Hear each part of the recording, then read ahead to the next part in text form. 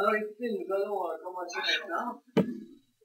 Les absents faisons pas, hein, le mot est là. Et puis bienvenue à tout le monde. Si c'est une première fois que vous assistez à ce genre de conférence, eh bien, je voudrais vous rappeler qu'il y a toujours une première fois. Il faut bien commencer quelque part, hein. Ce que vous assistez aujourd'hui, c'est spécialement basé sur la prophétie biblique. La prophétie, c'est une partie très importante, intégrée à la parole de Dieu, qui constitue à peu près 30% de toute la parole de Dieu. C'est le privilège qu'ont les croyants de savoir ce qui va arriver demain avec les prophéties. J'ai ici un livre qui contient 500 prophéties avec le moment qui sont arrivés, et qui montre que Dieu ne fait pas d'erreur. Les choses qui sont prédites sont toujours arrivées. Vous allez voir beaucoup de choses intéressantes aujourd'hui. Et c'est écrit par Ken Johnson, qui est un théologien, enseignant dans l'université américaine. Nous allons commencer avec la lecture de Matthieu 24. Je voudrais vous rappeler en même temps que Matthieu fait partie des évangélistes. Il y a donc Matthieu, Marc, Luc et Jean. Ce que vous lirez souvent dans Matthieu ne s'adresse pas vraiment aux chrétiens de l'Église. Il s'adresse souvent aux Juifs. Parce que les 4 évangiles ne sont pas encore vraiment sur le Nouveau Testament. Elles sont dans une période intermédiaire entre l'Ancien et le Nouveau. Pourquoi? Parce que Jésus est venu pour accomplir la loi et les prophètes. Et lorsque Jésus est vivant, la loi n'est pas accomplie. La loi sera accomplie en Jésus par sa mort. Pourquoi? Parce que la loi est là pour apprendre à l'homme qu'il dépasse les normes de Dieu. Et qu'aucun homme n'a réussi à ne pas les dépasser. Alors, il fallait nécessairement que, puisque tout péché contre la loi valait la mort, il fallait que Jésus meure à notre place afin que la loi soit accomplie en lui.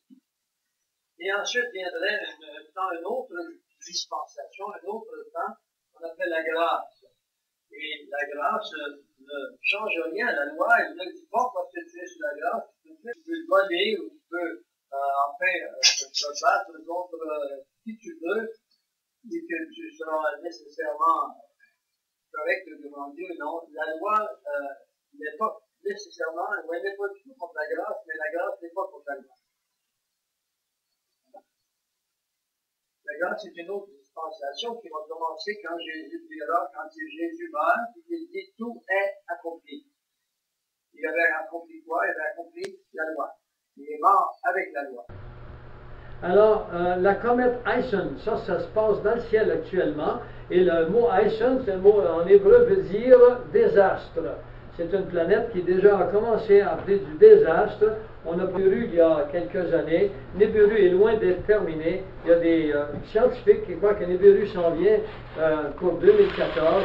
Nous, on ne sait pas si c'est Nibiru, mais la NASA croit que Aison est une comète qui, on ne pouvait pas s'y attendre. On ne comprend pas comment est-ce que cette comète, d'où elle vient, mais une chose est certaine, c'est qu'elle est là. Ce que vous voyez ici, c'est son parcours.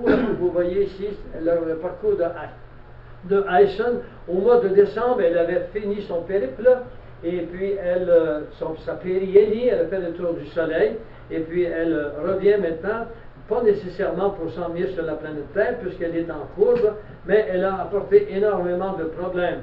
Alors, est-ce que la Bible nous parle de ces choses dans le ciel? Oui, elle nous en parle bien sûr. Elle nous dit, oui, elle a fait ce qu'on appelle une rétrograde. Elle a arrêté 132 jours. On continue maintenant au chef des chantres, dans le psaume de David. Les cieux racontent la gloire de Dieu, et l'étendue fait connaître l'œuvre de ses mains. Le psaume 19, la version. Alors, Dieu nous dit ici quelque chose dans le ciel qui est placé là par lui, et ça, si vous l'étudiez, il manifeste sa gloire, sa connaissance, sa puissance, son programme de vie. Voici quelques caractéristiques de Aison. Alors, Aison produit énormément de perturbations magnétiques. Les aurores boréales sont plus fortes qu'elles n'ont jamais été dans le Nord, à tel point que il y a beaucoup de photographes qui s'y rendent pour prendre des photographies. C'est simplement extraordinaire de voir toutes ces choses. Mais les champs magnétiques n'apportent pas que de la beauté esthétique. Elles apportent beaucoup d'autres problèmes également. Ce que vous voyez ici, c'est autour de la Terre, autour du pôle Nord, c'est ce qu'on appelle les champs électriques, mais il y a un mot là qui est méchant. Oui, on appelle ça la polarité. La polarité, le soleil, exactement. On continue. Le prochain, c'est le débris. Elle apporte une pluie de débris. Quand un astre sort de notre système solaire, ou encore qui entre dans notre système solaire, elle a son champ magnétique. Et le champ magnétique attire d'autres débris qui existent dans l'atmosphère. Et ces débris-là, qui peuvent en même temps être la comète Ison qui se désintègre elle-même, et les débris qu'elle attire, eh bien, dernièrement, la Terre a commencé à passer dans l'angle, dans la trace, les traces de débris. Et c'est pour ça que dans une seule journée, par exemple, il y a 15 jours, au Texas, il a tombé environ 126 météores juste sur l'État du Texas. 126. Il y en a 1 million à peu près par jour qui arrivent, des petits morceaux d'eau comme ça. Quand ils arrivent dans l'atmosphère, eh bien la friction les dissout, ils brûlent complètement. Il tombe des petites poussières sur la Terre, bien sûr, mais rien d'intéressant. Ici, actuellement, les scientifiques croient que Ison peut faire tomber des morceaux de débris qui vont depuis la grosseur d'un ballon de football jusqu'à un bateau ou une maison, si vous voulez. Alors, c'est ce qui est arrivé au mois de décembre ou novembre en Russie. On va le voir un peu plus loin.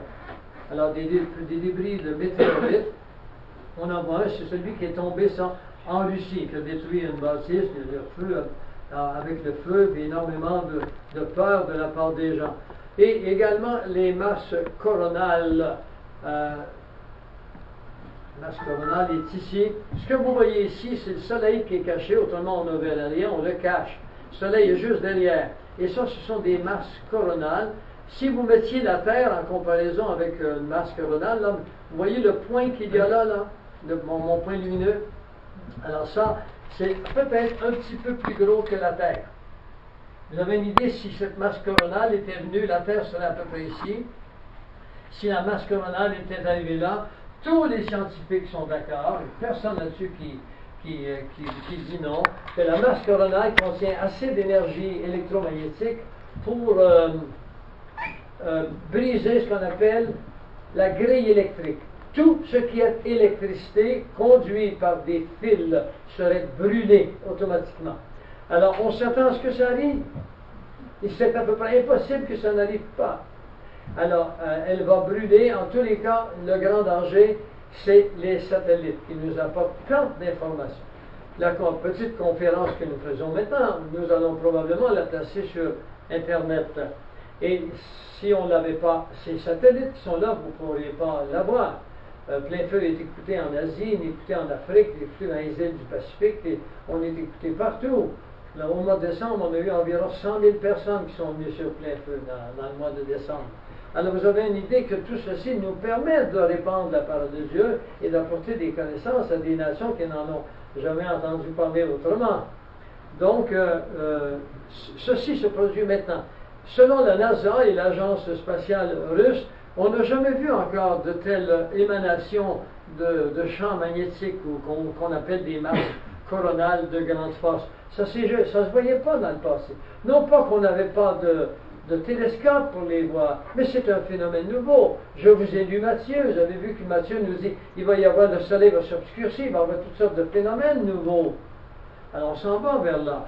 Et bien sûr, le soleil ne sera pas détruit parce que après le retour de Jésus, il va y avoir 1000 ans encore où l'homme demeurera sur la terre, jusqu'à ce qu'il y ait le renouvellement de toutes choses. 1000 ans après le retour de Jésus, la terre sera complètement rebâtie, et là, nous entrerons dans ce qu'on appelle l'éternité. Qu'est-ce que l'éternité? C'est pas facile à des hommes finis de parler d'infini, d'accord? Est-ce que c'est le temps qui se continue? Est-ce que c'est le temps qui s'arrête? Je ne sais pas. Alors, chacun a ses théories là-dessus. Mais en tous les cas, nous nous en allons tous vers l'éternité. Il va y avoir également des tremblements de terre, des inondations, des dérangements météorologiques, et tout ceci a commencé.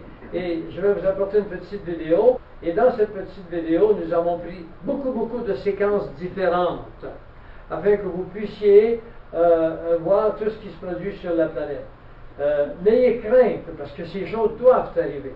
Mais c'est incroyable, c'est jamais arrivé dans le passé encore.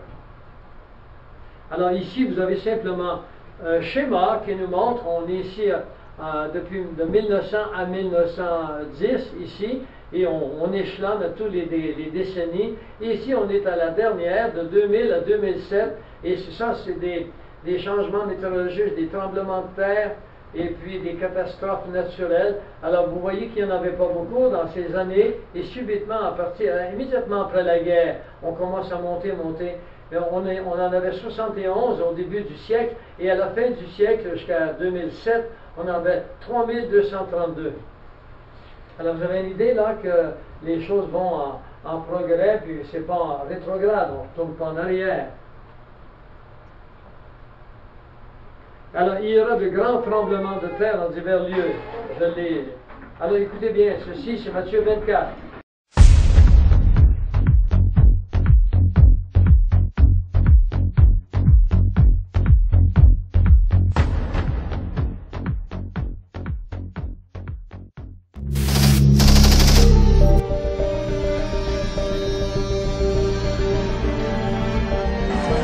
That's the only marathon in the world other than the Olympic marathon, but that is the case.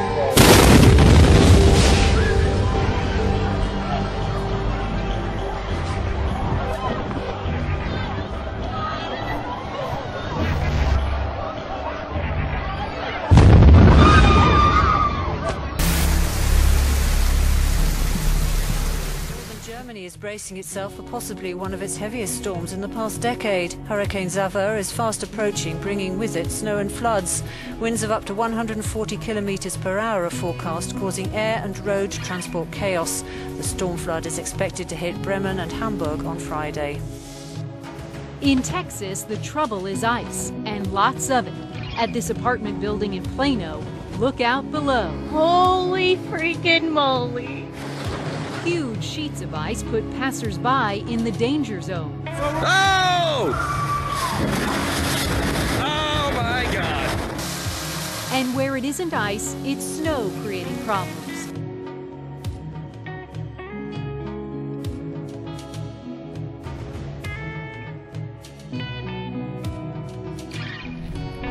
Giant craters have been ripped out of these roads in southern Italy after a major landslide tore through a small town. After days of bad weather, including heavy rain and flooding, the concrete buckled and cracked, and buildings began sinking into the ground. From coast to coast. Rivers burst their banks and more than 10,000 coastal homes have been earmarked for evacuation. As the North Sea reached higher levels than it did during the devastating floods of 1953. The rough tides assaulted coastal communities up and down Britain's east coast on Thursday. Severe flooding caused by monsoon rain forced over 40,000 people to evacuate in Malaysia on Friday, local media reported. It felt like an earthquake.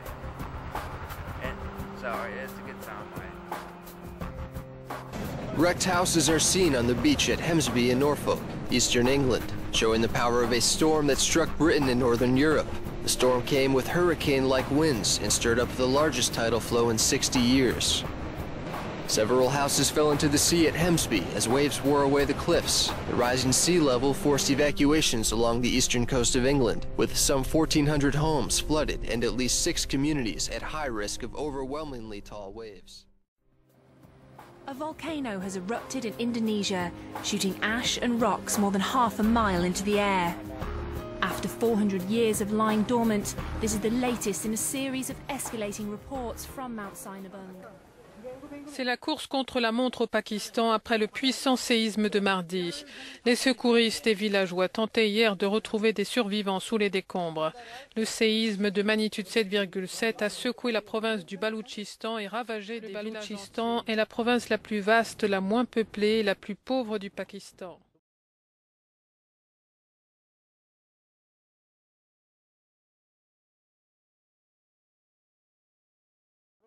Au large des côtes de la province, une île de boue et de roches d'une vingtaine de mètres de hauteur et d'une quarantaine de mètres de longueur a surgi après le séisme.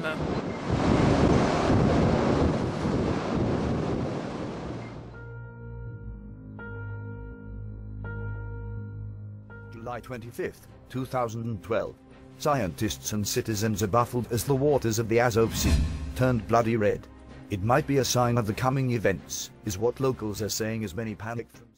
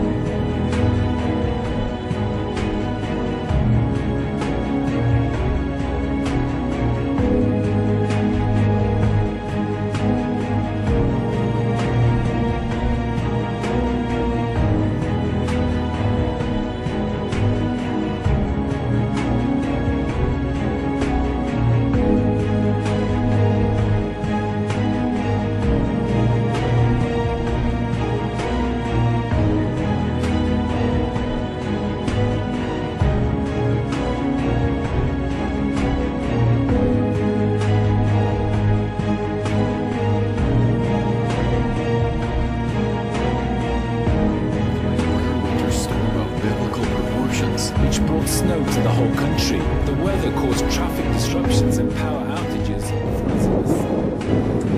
L'Amérique du Nord est toujours prise dans cette vague de froid d'une rare intensité. 187 millions de personnes sont concernées par ce vortex polaire, comme l'ont baptisé les médias. Beaucoup de villes tournent au ralenti, voire sont paralysées. Les autorités recommandent de ne pas sortir. Les habitants n'ont pas de...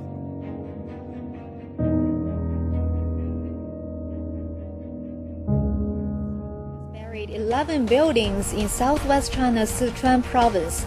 The sinkhole has yet to be contained and still expanding. Beautiful Pawleys Island is known for its serene beaches, excellent sunsets, and seashell hunting. But if you take a closer look right now, this is what you'll see. There are thousands of dead fish all over the beach. Sean Arnott and his friend live on Pawleys Island but haven't been down to the ocean in months. Today was a special trip. It's not something pleasant to look at all. It's pretty morbid. There's lots of dead fish everywhere. So what caused these menhaden fish to make their final resting place Pawleys Island?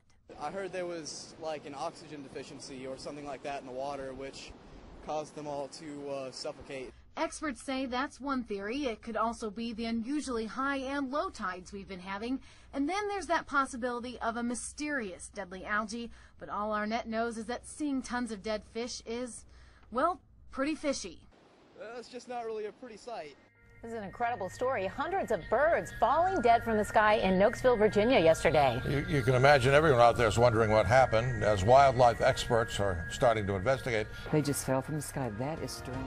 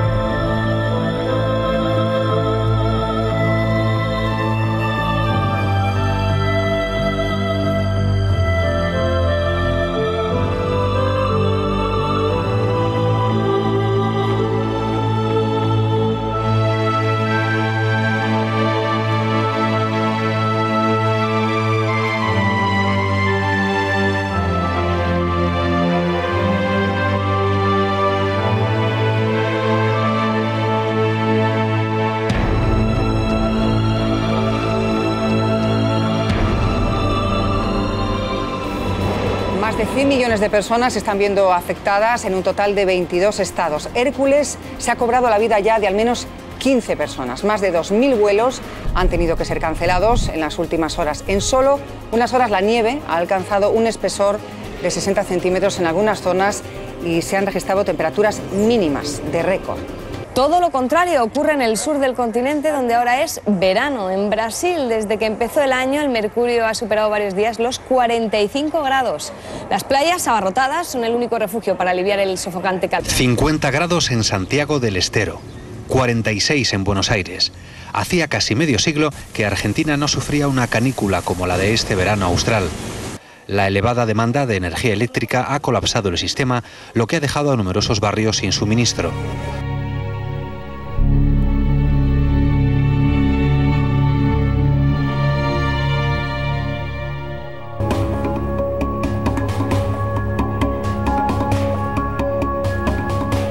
Anunciada ciclogénesis explosiva ha dejado un descarrilamiento, 4 heridos y a miles de personas sin luz por los árboles que el viento ha derribado sobre los postes del tendido eléctrico.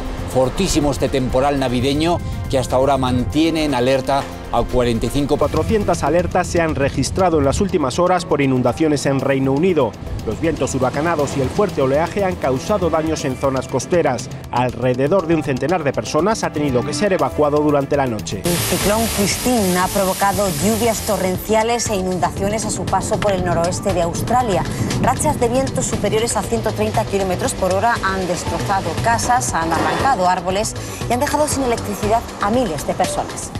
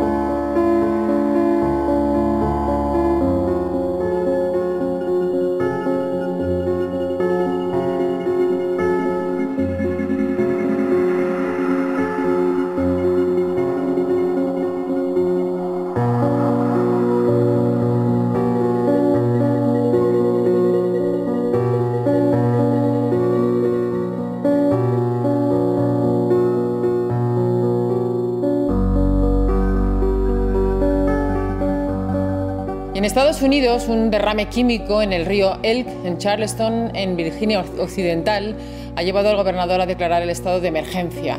La contaminación de este río afecta al menos a 300.000 personas que no pueden usar el agua del grifo para beber, para bañarse, para cocinar ni para lavar la ropa.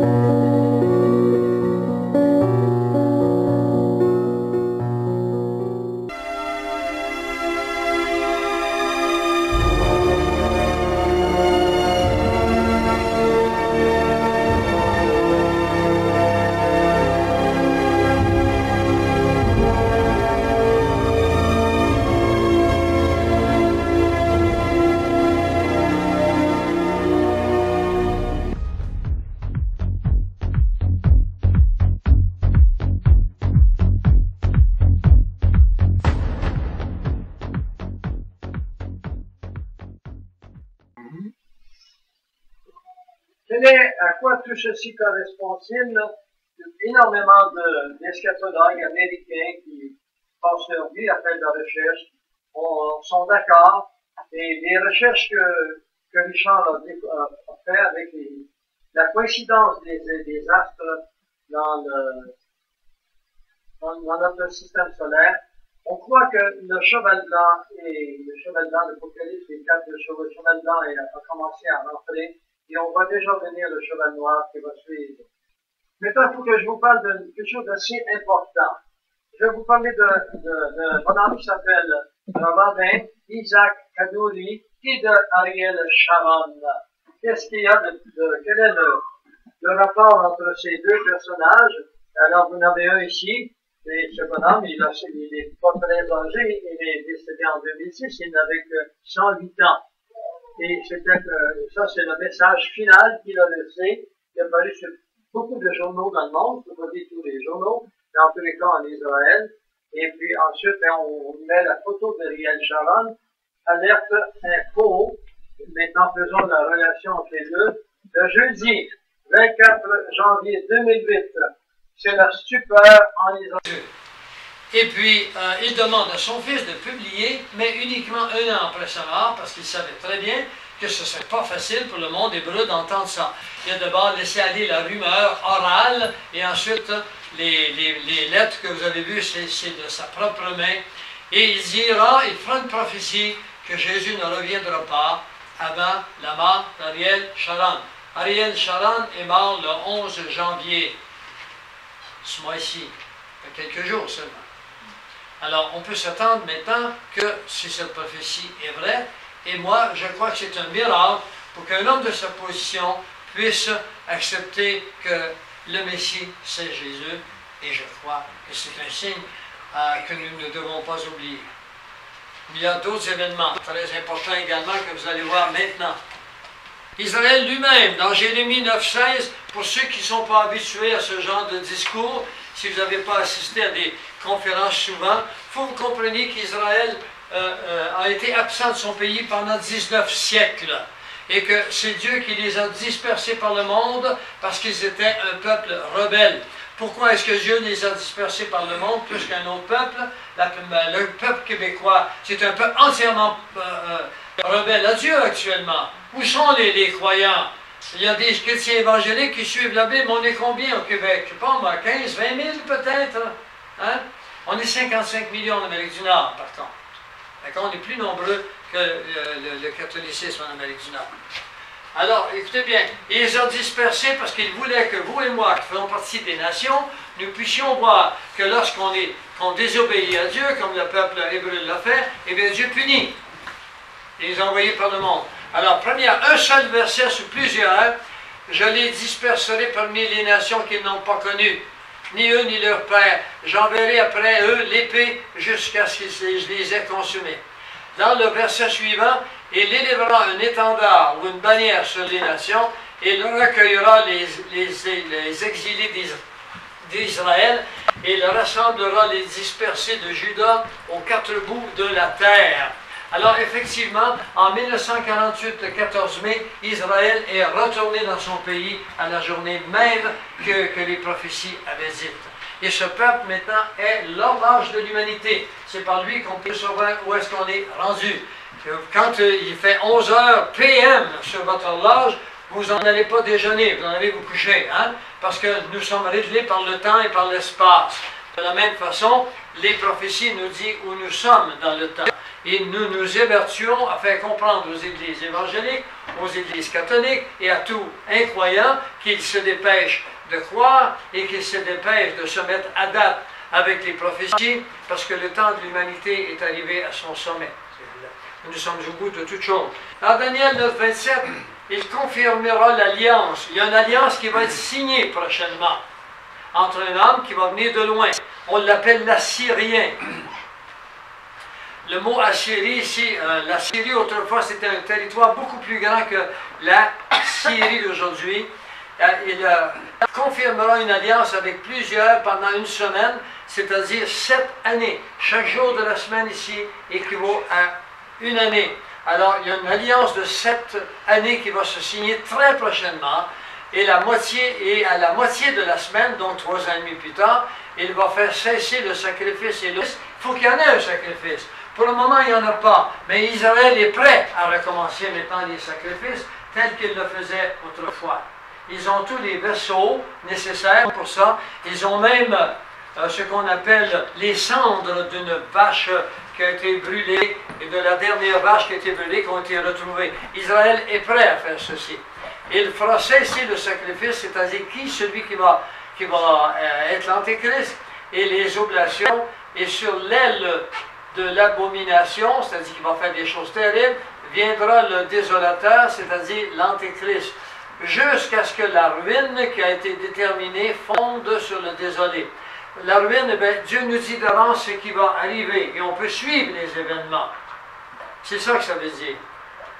Alors, ce qu'il faut mettre en évidence ici, on va voir le verset suivant, dans Thessaloniciens, il nous est dit, « Car lorsque les hommes diront paix et sécurité, alors une ruine subite les surprendra, comme les douleurs surprennent la femme enceinte, et ils n'échapperont point. » Alors je mets le tout en perspective. Actuellement, M. John Kerry est en Israël Il est en Angleterre et bientôt il rencontre le pape. Et M. Obama va également rencontrer le pape. Et puis pour avoir créé des influences pour que Israël et les Palestiniens acceptent de signer la paix finalement. Et la Bible nous dit, il cherche la paix, mais il n'y aura pas de paix. Il va y avoir un semblant de paix.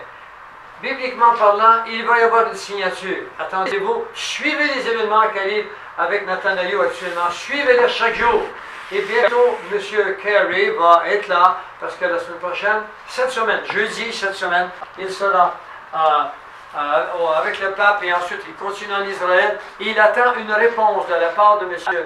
Mahmoud Abbas et de la part de M. Netanyahou. Il faut qu'il fasse des concessions inacceptables. Et parce qu'ils vont signer, Dieu va les punir. Il va les punir parce que Dieu lui dit de ne pas signer. Israël appartient au peuple israélien. Dieu a un plan avec ce peuple. Même si ce peuple n'est pas converti, Dieu, lui, a un plan avec ce peuple. Il ne veut pas qu'il dérange du plan. Et s'il dérange, ils vont être punis. Quand votre enfant s'en va dehors en couche puis qu'il fait moins 40, vous lui dites de rentrer. Et quand il ne rentre pas, vous lui donnez une petite tape un peu. Vous lui montrez que vous êtes mécontent. Eh bien, Dieu aussi est mécontent de ce qu'Israël fait actuellement. Ils diront paix et sécurité, mais une ruine subite s'abattra sur eux. Dans le psaume 83, il est dit, venez, disent-ils, faisons disparaître d'entre les nations, faisons disparaître qui? Israël. Ça, c'est les mots textuels qui ont été là de 1000 ans avant Jésus-Christ, dans le psaume 83. Et M.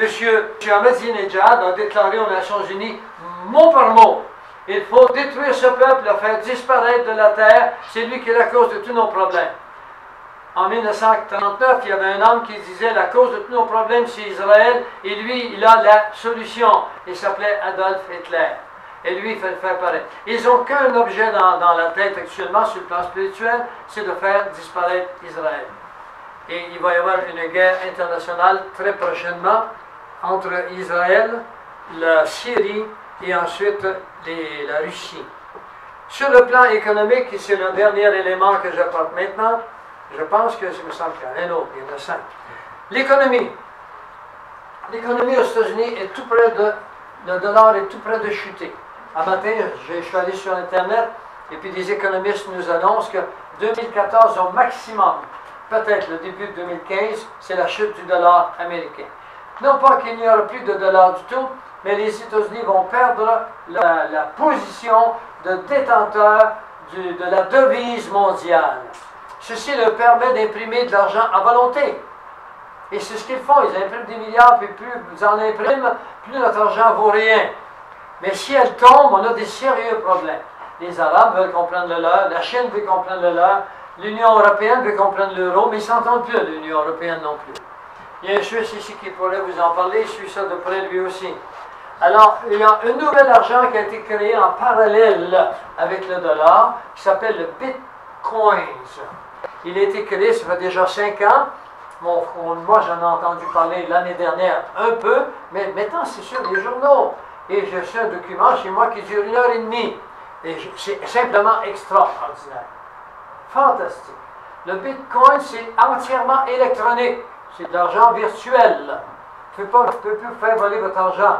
Vous avez une petite machine, vous cliquez dessus, vous avez tant de points, de bits, des bitcoins dedans, et l'échange se fait sans passer par les banques, sans passer nulle part, il n'y a pas aucun intermédiaire.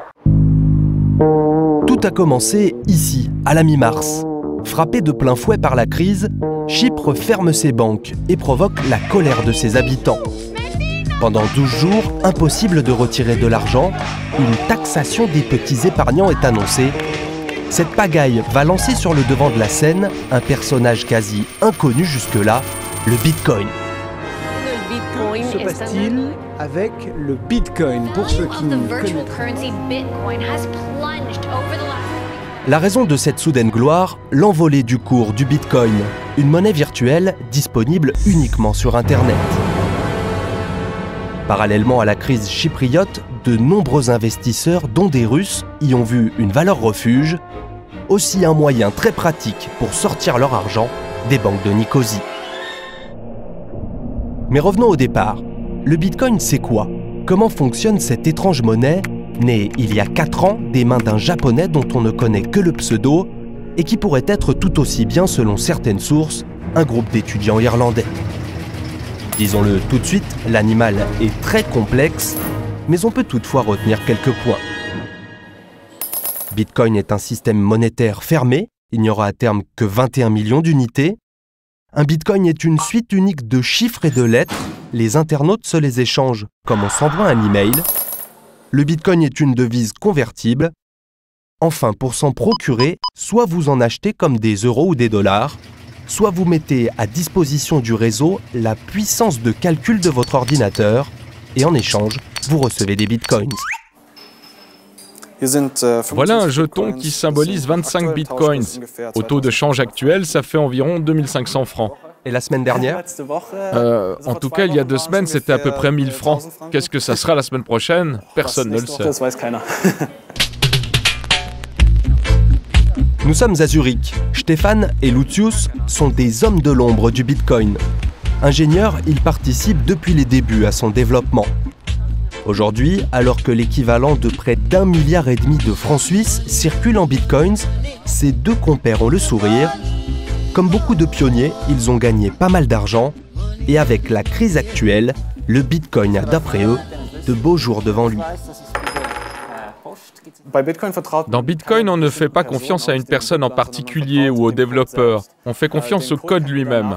Le code, on peut soi-même le consulter. Des centaines de développeurs l'ont déjà fait. Ils ont pu voir que ça fonctionnait.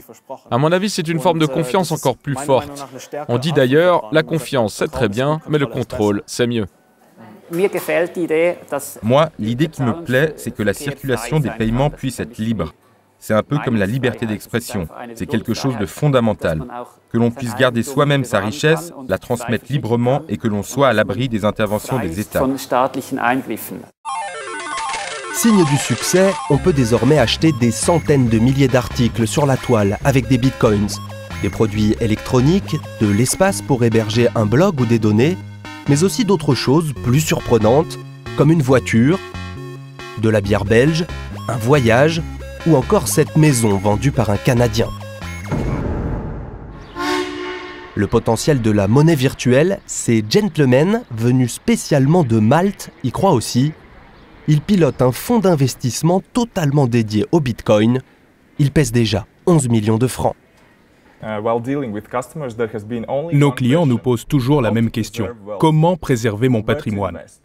Où faut-il investir? Faut-il acheter de l'or, de l'argent ou autre chose? Bitcoin répond à toutes ces questions. C'est un moyen de paiement, vous pouvez le conserver, personne ne peut vous voler, et cela ne peut pas être détruit, car le système est très robuste.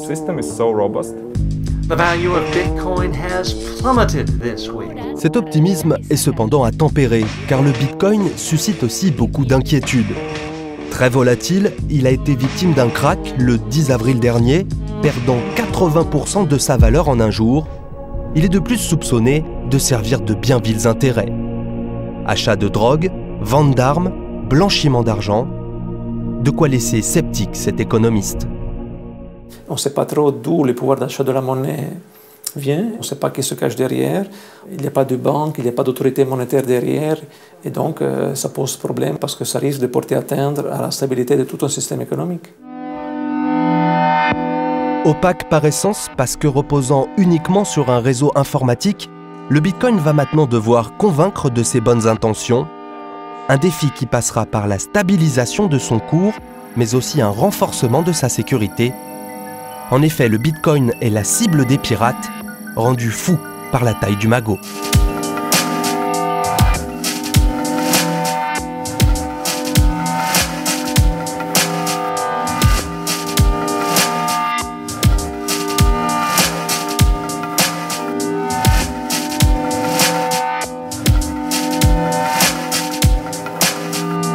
J'en ai assez parlé du Bitcoin, vous pouvez avoir beaucoup d'informations maintenant. On en a parlé sur la presse la semaine dernière, même sur le journal, je pense que c'était le Progrès Dimanche. On ne donne pas tout dessus, mais c'est assez incroyable quand même. C'est vraiment extraordinaire, c'est séduisant. Alors maintenant, c'est le dernier, celui-là, la fête des trompettes et l'enlèvement de l'Église. Alors, il y a 7 fêtes juives dans le monde qui ont été établies par Dieu sur le peuple hébreu. Et ces fêtes nous servent de signe. On va le voir dans un instant. Il y en a 4 au printemps. Il y a la Pâque, il y a la fête des pains sans levain, il y a pardon?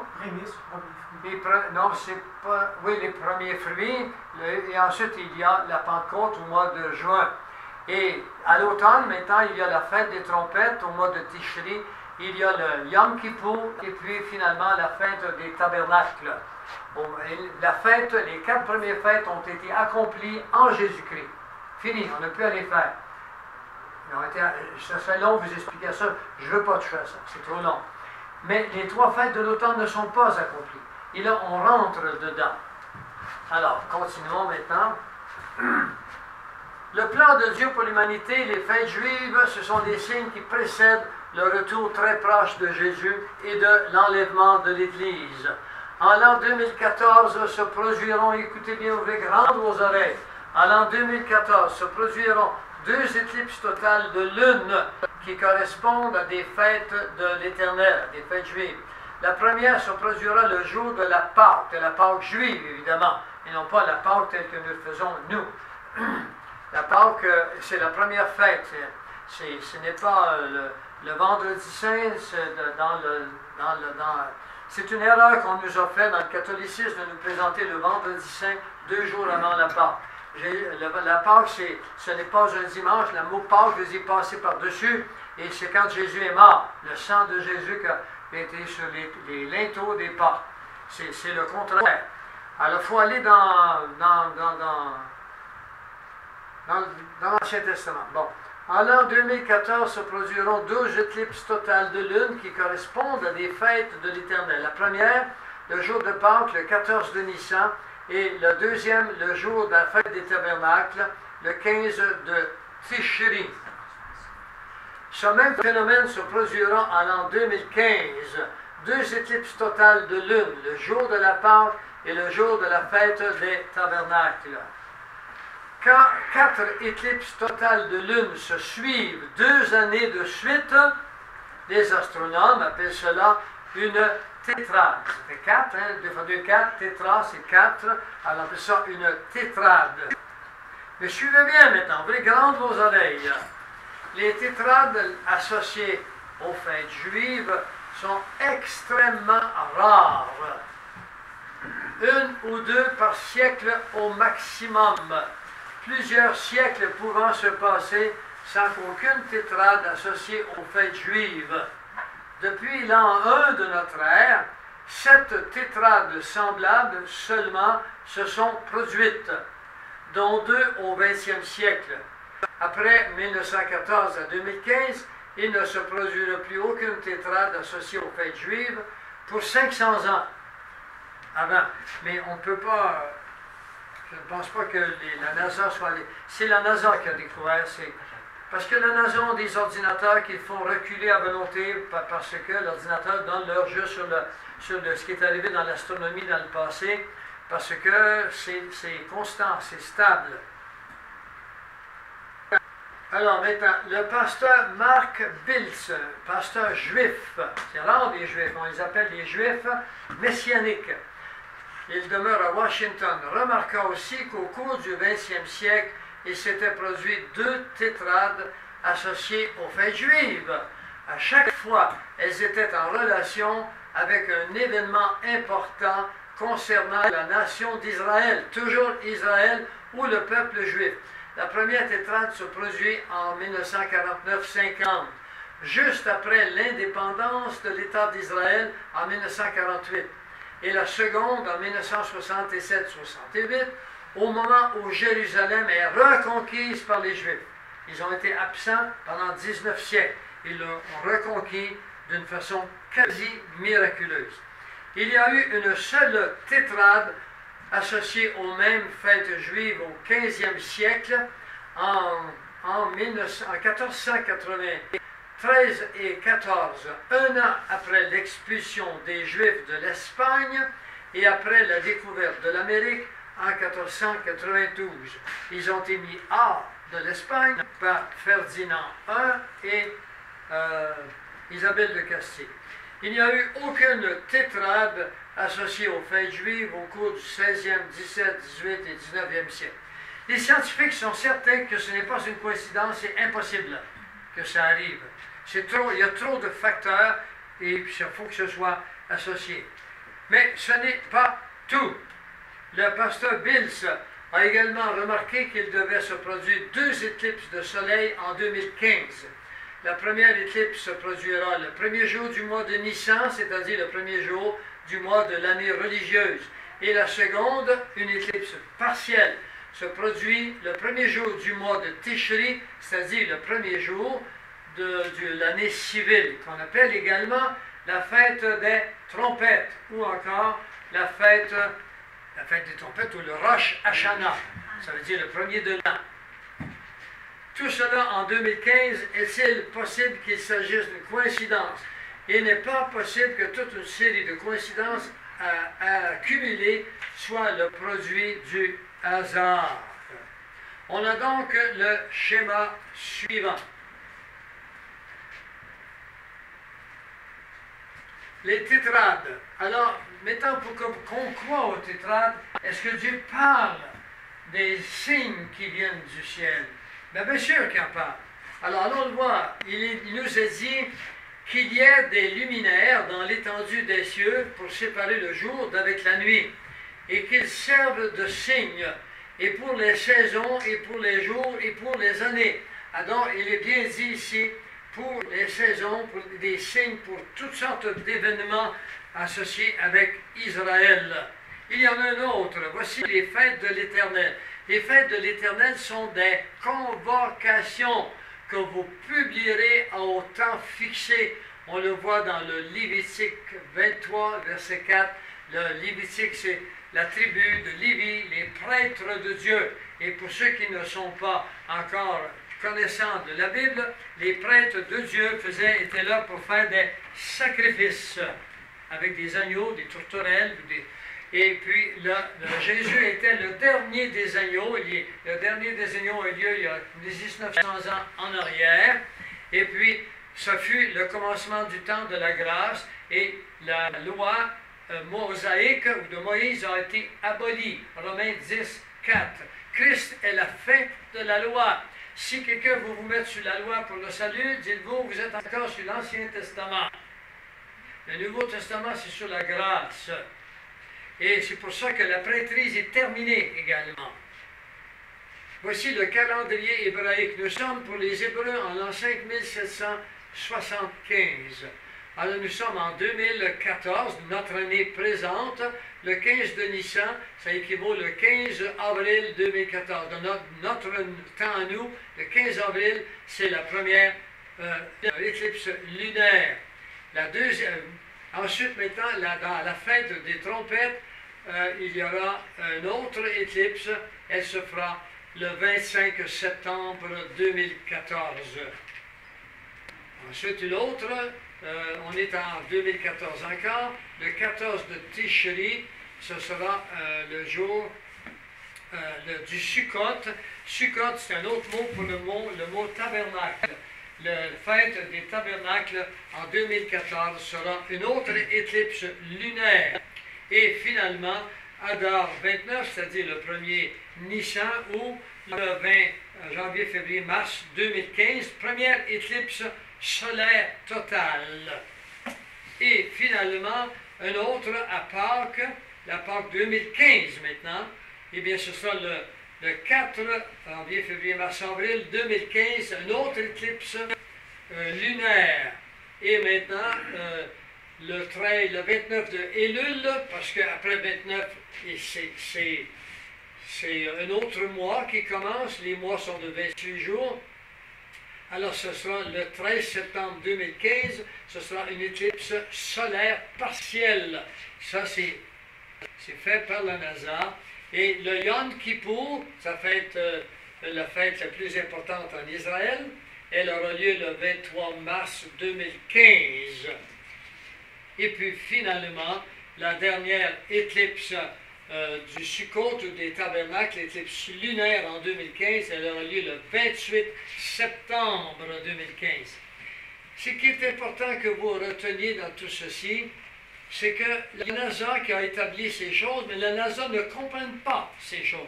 Ils savent que c'est impossible que ça arrive, mais ce sont des Juifs qui l'ont interprété. Et il y a des événements qui arriveront à Israël quand c'est des éclipses lunaires. Pourquoi? Parce que Israël écrit encore son calendrier en hébreu, alors que le nôtre est un calendrier solaire. Alors, tout ce qui est éclipse lunaire, ce sont des événements pour Israël, et des éclipses solaires pour les nations. Nous, on fait partie des nations. Mais, en tant que chrétiens, un événement spécial nous attend, qu'on appelle l'enlèvement de l'Église. En fait, nous ne sommes plus ni nation, ni juifs, nous sommes peuple de Dieu. D'accord? C'est ça qu'il faut que vous compreniez. Pour devenir peuple de Dieu, il faut passer par la nouvelle naissance. Et si vous avez crainte de ceci, pensez à ce dernier verset, c'est la fin de mon intervention. Alors, car Dieu ne nous a point destinés à la colère, mais à la possession du salut en Jésus-Christ. Autrement dit, il y a des problèmes terribles qui s'en viennent sur l'humanité, chez l'âme, ceux qui sont mes frères, mes sœurs, ou quels que vous soyez, vous écoutez, vous entendez, un problème terrible qui s'en vient à l'humanité. Matthieu 24 nous dit, une détresse telle que l'humanité n'en a jamais connue. Nous ne sommes pas nés pour vivre sur cette planète, nous ne sommes pas des animaux, nous sommes appelés à d'autres choses. Et cette d'autres choses va commencer par la colère de Dieu contre les hommes qui l'ont oublié, comme s'il n'existait pas. Que direz-vous si vos enfants ne vous fêteraient jamais, ne vous diraient jamais bonjour, ne s'occupent pas de ce que vous êtes, ce que vous faites? Dernièrement, moi, on m'a fêté mon 75e anniversaire. Mais je vous assure que j'ai été touché, parce que ma fille et puis son mari ont fait. Je ne m'attendais pas à ça. Mais j'ai été touché parce que ce sont mes enfants. Mais si mes enfants m'ignoraient, je serais triste. Mais Dieu est triste parce que les gens ne vont pas à Dieu pour résoudre des problèmes ou pour vivre une vie remplie. La vie d'abondance que Dieu nous promet, c'est spirituel avant tout. Alors voilà, nous ne sommes pas destinés à la colère de Dieu. Le jour où vous accepterez Jésus-Christ dans les termes où M. Alamand va vous le montrer, le jour où vous acceptez Jésus-Christ dans ces termes bibliques, il faut que vous compreniez que vous cesserez d'être une créature de Dieu. Vous deviendrez automatiquement un enfant de Dieu. Et en tant qu'enfant de Dieu, Dieu vous prend en main. Il est responsable de votre vie à partir du moment où vous aurez une relation avec lui.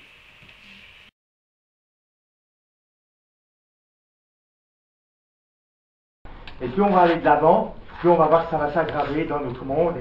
Et puis, moi, je veux être vainqueur aujourd'hui dans ce monde difficile. Vous avez la certitude de l'enlèvement, tout le monde a vraiment cette certitude? Ou bien il y a peut-être encore des petits doutes dans le cœur? Moi, j'ai eu des doutes dans mon cœur, je vous le dis, l'année passée. C'est pas vieux, hein. Mais j'ai dit au Seigneur, donne-moi la certitude que je vais avoir part à l'enlèvement. Et je l'ai réalisé dans ces derniers mois parce que je savais que j'allais venir ici puis que j'allais parler de mes expériences. Et puis, ça va se trouver à la fin, c'est pour ça que vous êtes obligés de rester jusqu'à la fin pour avoir la certitude que vous êtes en Christ. Et aujourd'hui, c'est ça qui est important. Et quand on voit le monde autour de nous, quand on voit les gens autour de nous, de savoir que celui qui travaille avec moi, qui n'est pas chrétien, qui n'est pas sauvé, va vivre des choses terribles, moi ça me fait mal dans le cœur. Voilà.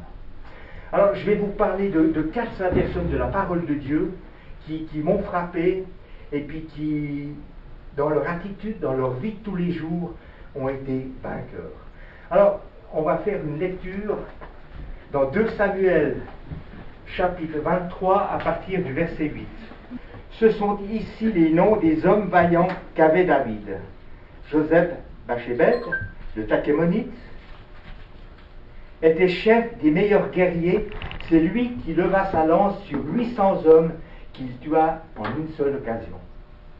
Après lui était Éléazar, fils de Dodo, fils d'Akoshi, l'un des 3 vaillants hommes qui étaient avec David. Lorsqu'ils défièrent les Philistins assemblés pour combattre et que ceux d'Israël montèrent, il se leva et frappa les Philistins jusqu'à ce que sa main en fût lasse et demeura attachée à son épée. En ce jour-là, l'Éternel accorda une grande délivrance et le peuple revint après Éléazar seulement pour prendre les dépouilles.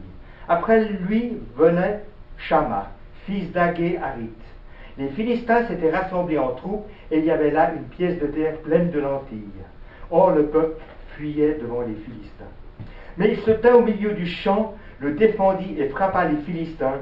Ainsi l'Éternel accorda une grande délivrance à tout le peuple. Ces trois vaillants héros m'ont frappé. Et David a eu de la chance d'avoir des hommes comme ces trois qu'on vient de nommer. Et si nos pasteurs avaient des vaillants héros dans leurs églises, je pense qu'on aurait certainement moins de problèmes. J'espère que dans l'église de Pierre, je pense qu'il y a une chance d'avoir quelques vaillants héros. C'est important. David avait ses héros et priait pour lui. Et on voit plus loin que David a besoin d'eau. Il était dans la caverne et il envoie ces trois héros chercher de l'eau. Et ils ont dû passer, les Philistins, ils ont dû passer toutes ces armées. Et là, le Seigneur les a conduits. Ils ont pu chercher l'eau et ramener l'eau à David. Fantastique. Qu'est-ce que vous êtes gentil. Écoutez, on a eu un contact super. Vraiment super. Alors voilà, c'est la première personne que j'ai pu témoigner. Après, le lendemain, je vais acheter 2 t-shirts à la rue Sainte-Catherine. J'achète toujours parce que j'aime le Canada, j'aime les ours, j'aime les orignaux. J'aime ça parce que c'est tellement beau. Mais je vous aime aussi. Hein. Vous êtes content, hein? Alors, je m'en vais, je m'excuse, j'ai chaud, j'enlève ma petite veste. Je m'en vais là sur la route Sainte-Catherine, puis je connais toujours la boutique où ils vendent ces t-shirts. Alors j'achète 2 t-shirts, puis il me dit, écoutez, j'ai du bon sirop d'érable là, est-ce que vous voulez pas? Je dis, écoutez, j'aimerais voir votre sirop d'érable. On m'a tellement parlé sur le sirop d'érable qu'il ne fallait pas acheter n'importe quoi. J'ai dit, écoutez, je veux voir le sirop d'érable. Il me dit, mais pourquoi vous voulez voir? J'ai dit, écoutez, je veux voir le sirop d'érable. Là, il m'emmène dans son petit truc derrière, puis c'était toutes les petites bouteilles comme ça, vous voyez. Hein, la plus grande, elle était comme ça. Puis moi, on m'a toujours dit qu'il fallait acheter du sirop d'érable en box, hein, et puis c'est soit Pierre qui me le donne. Je pense qu'il y a plusieurs sortes de sirop d'érable. Il me dit pourquoi? Et je dis parce que vous savez, maintenant la nourriture elle est contrôlée par Monsanto. Vous connaissez Monsanto, hein?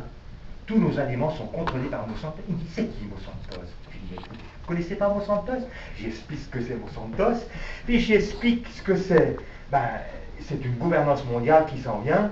Et puis lui aussi, il a tellement été touché. Il m'a dit, mais écoutez, alors, vous partez, on pourrait discuter. Et puis, j'ai dit, écoutez, je vais vous donner le site de plainfeu.com.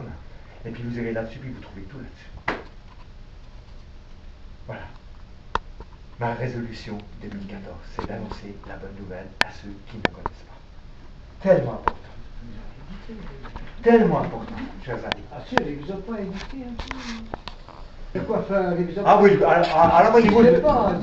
alors voyez-vous, le coiffeur, il est mon épouse aussi, il m'a dit, écoutez, quand vous venez au Canada, vous venez dans le Vermont, et puis on vous invite là, on a un petit chalet, vous venez passer le week-end et tout, et puis je vais être en contact avec vous, et puis on a vraiment lié d'amitié. Il nous invite là-bas, alors malheureusement on ne pourra plus venir chez vous, on sera obligé d'aller chez le coiffeur. Mais bon. Pourquoi les cheveux aussi? Pardon? Pourquoi les cheveux aussi? C'est moi loin aussi.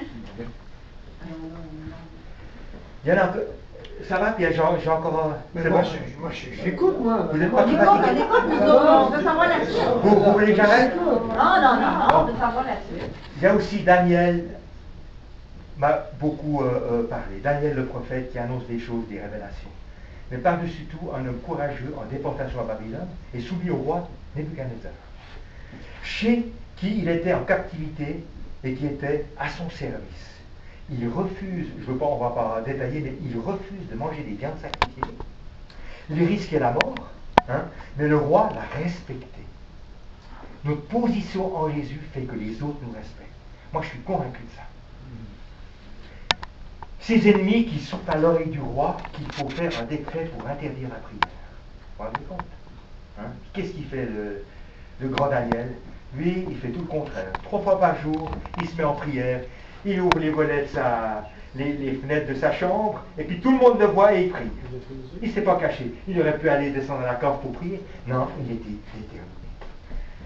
Il était déterminé. Et quelle force de caractère. Il ne s'est pas laissé impressionner par Nebuchadnezzar, mais il a eu cette foi en Jésus-Christ. Et c'est une chose importante dans ce monde. Nous ne sommes pas du monde. C'est vrai qu'on est dans le monde, mais nous ne sommes pas du monde. Il faut vraiment faire aujourd'hui la différence.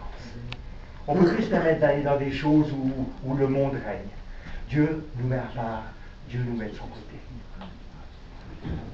Alors c'est vrai qu'il y a un tas de choses. Hein. Il y a les loisirs, il y a la télévision, il y a la carrière professionnelle. Vous savez, moi aujourd'hui, ma carrière professionnelle, moi, elle a passé en second plan. Moi, mon premier plan, c'est Jésus-Christ. Je sais qu'on est à la porte et puis qu'il est là.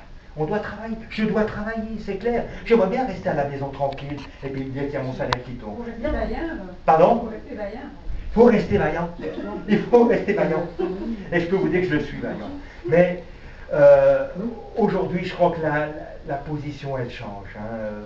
Avec ce qui s'en vient sur l'autre monde, elle est vraiment différente. Et dans Juge 16, Samson, c'est l'épisode se trouve dans la ville de Gaza. On connaît Samson, ce qui s'est passé. Il y a les Philistins qui lui tendent une embuscade. Pendant la nuit, il se réveille et il réalise la situation. Vous savez, moi je suis souvent réveillé la nuit et souvent Dieu me donne la réponse. J'aime bien parce que la nuit on est calme, on est tranquille. Souvent je suis réveillé la nuit et Dieu me parle. Alors là, pendant la nuit, il a parlé à notre ami Samson. Je ne peux m'échapper, mais il réalise la situation. Les gardes sont là. Humainement, il a dit, je suis fichu. Mais rempli de l'Esprit de Dieu, il ne dit, je ne me rendrai jamais. Et là, il saisit les deux bâtons et les poteaux et les porta au sommet de la montagne. Il les a portés au sommet de la montagne. Et là, il s'est fichu de la part de ses ennemis. Hein, et il les a livrés en spectacle. Rendez compte si c'est pas beau? Que cet exemple puisse nous encourager.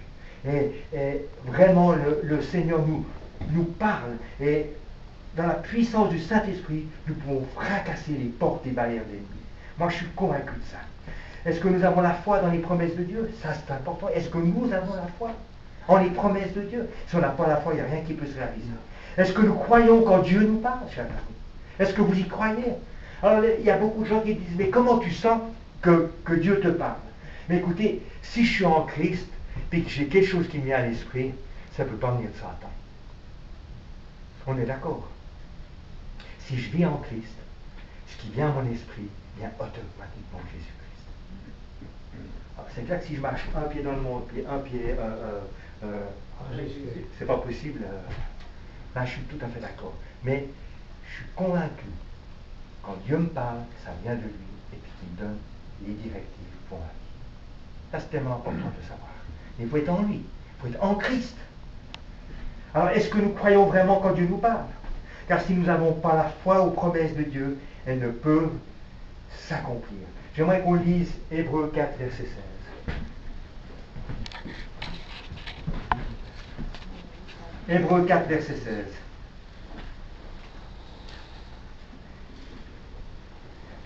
C'est un tellement beau verset. Vous l'avez trouvé, c'est bon? Allons donc. Hébreux 4, verset 16.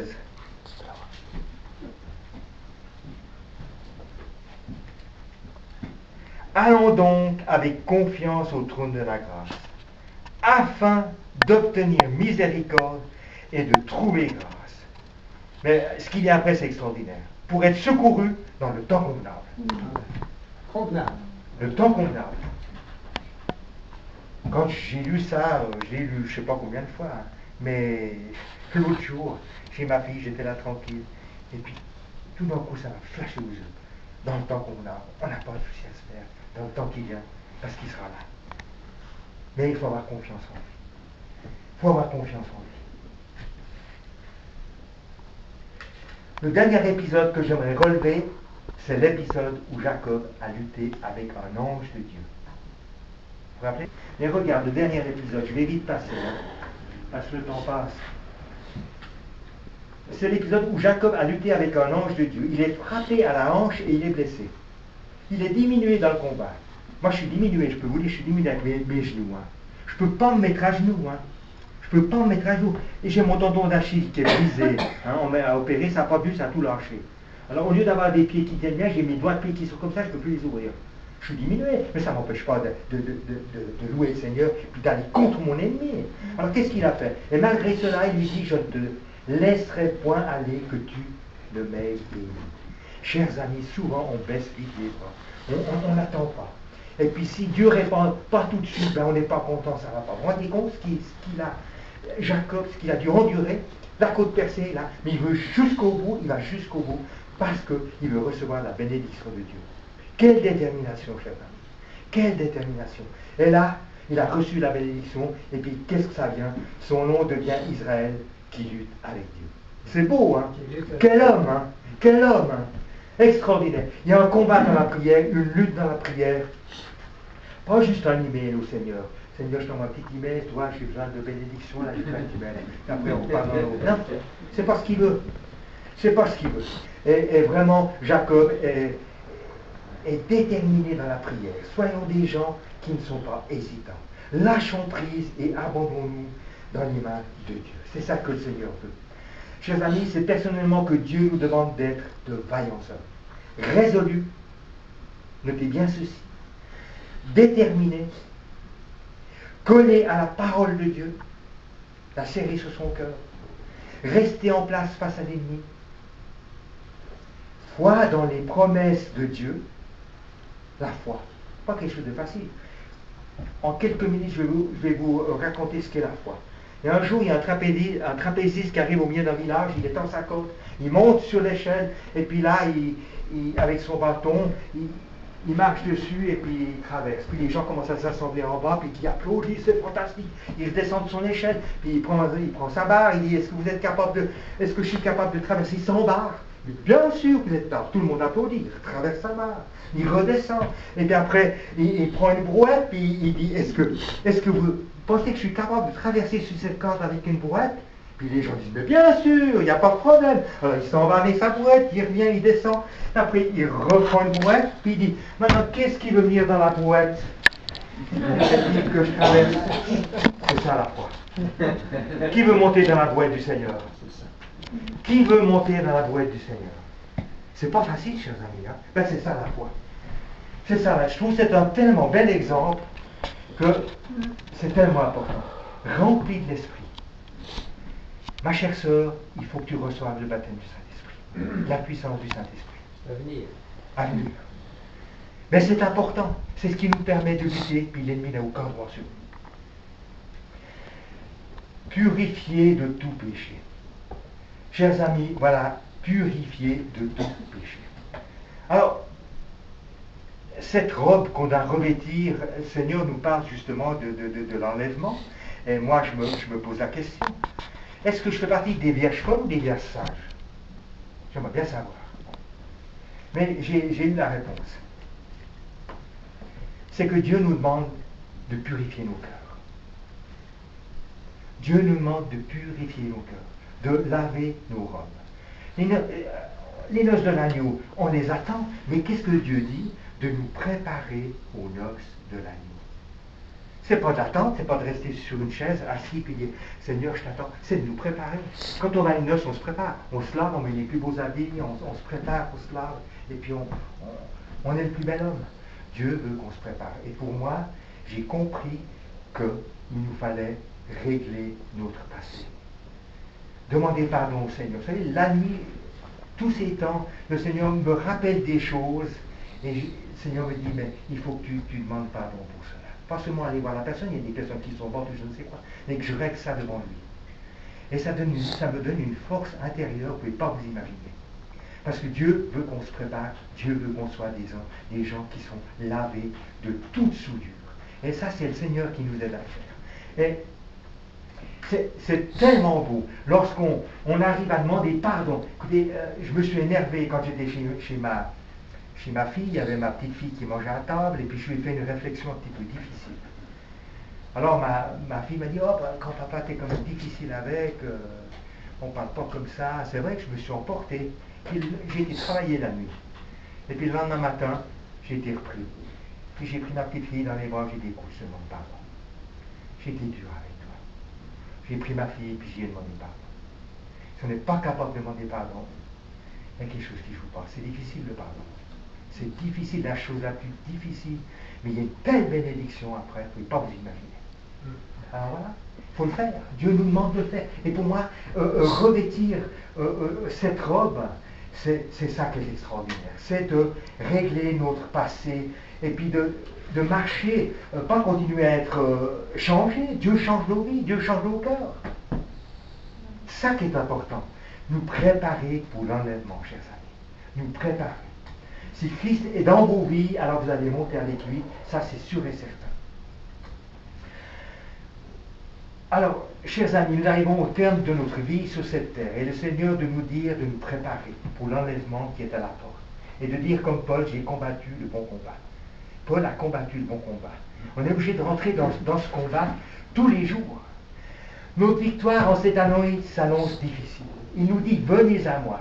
Ceci est la porte, venez à moi. Apprenez de moi, ceci est le chemin difficile mais victorieux. Ça, c'est la Vierge sage.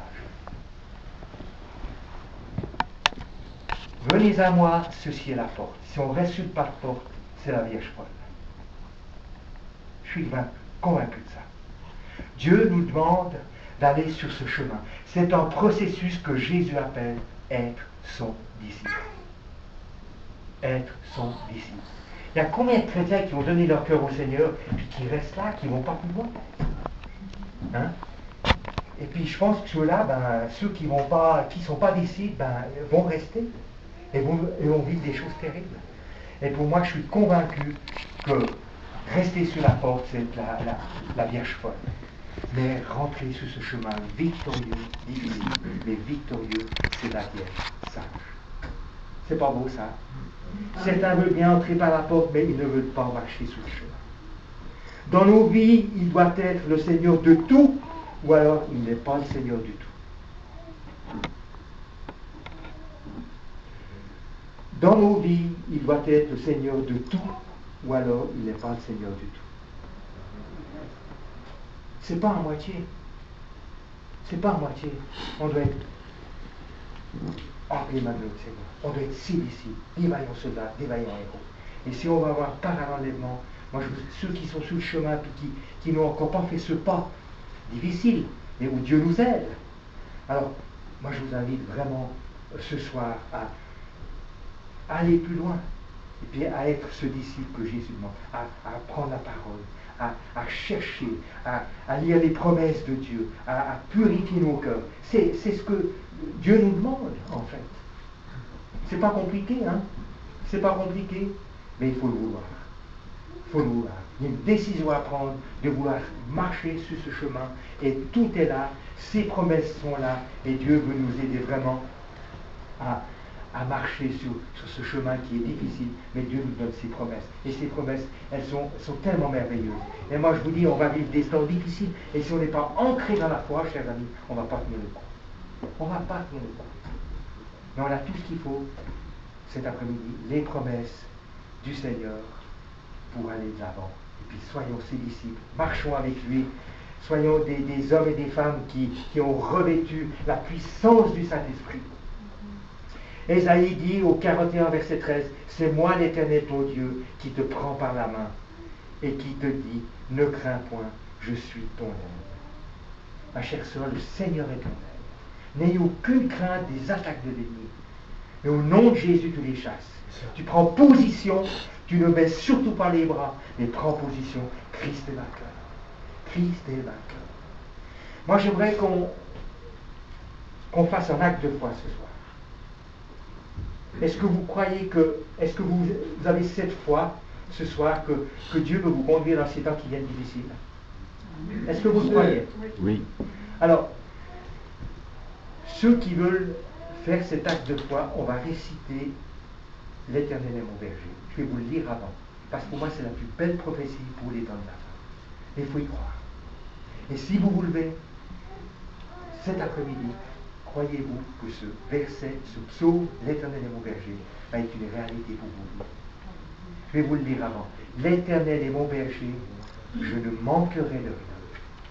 Il me fait reposer dans de verts pâturages, il me dirige près des eaux paisibles. Il restaure mon âme, il me conduit dans les sentiers de la justice. Quand je marche dans la vallée de l'ombre de la mort, je ne crains aucun mal. On va marcher dans la vallée de l'ombre de la mort. On va y marcher. Je connais une personne à Montréal, elle vit dans une petite petite maison, mais toutes les personnes qui sont autour d'elle lui créent des problèmes, ne veulent pas discuter avec, c'est une chrétienne, mais tous les gens autour, c'est une femme seule, mais personne ne vient l'aider quand elle va déblayer sa neige ou je ne sais pas quoi. Elle vit un petit peu dans la vallée de l'ombre de la mort. Mais Christ est au milieu d'elle, Christ est avec elle. Si vous croyez à ça, Dieu sera avec vous. Je ne crains aucun mal, car tu es avec moi. Il est par devant, par derrière, on l'a dit tout à l'heure. Ta houlette et ton bâton me rassurent. Tu dresses devant moi une table en face de mes adversaires. Ma chère sœur, s'il y a des adversaires, Dieu dresse une table en face de ces gens-là. Il faut y croire. Il faut y croire. Tu oinduis ma tête et ma coupe déborde. Oui, le bonheur et la grâce m'accompagneront tous les jours de ma vie et j'habiterai dans la maison de l'Éternel jusqu'à la semaine prochaine. Non, pardon. Jusqu'à la fin de mes jours. Amen.